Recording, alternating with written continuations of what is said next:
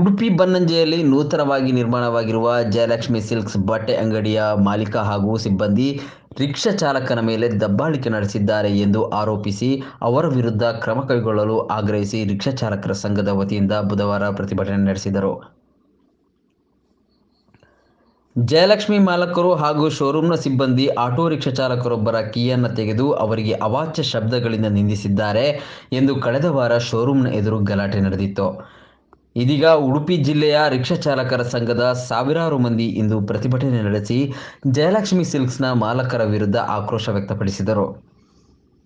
ಬಡ auto rickshaw ಚಾಲಕನ key ತೆಗೆದ ಆತನ ಮೇಲೆ ದಬ್ಬಾಳಿಕೆ ಮಾಡಿ ಜೀವ ಬೆದರಿಕೆ ಹಾಕಿದ್ದಾರೆ ಎಂದು ಆರೋಪಿಸಿರುವ ಆಟೋ ಚಾಲಕರು ತಪ್ಪಿತಸ್ಥರ ವಿರುದ್ಧ ಕ್ರಮ ಕೈಗೊಳ್ಳುವಂತೆ ಉಡುಪಿ ಜಿಲ್ಲಾ ಪೊಲೀಸ್ ವರಿಷ್ಠಾಧಿಕಾರಿಗೆ ಮನವಿ ಸಲ್ಲಿಸಿದ್ದಾರೆ.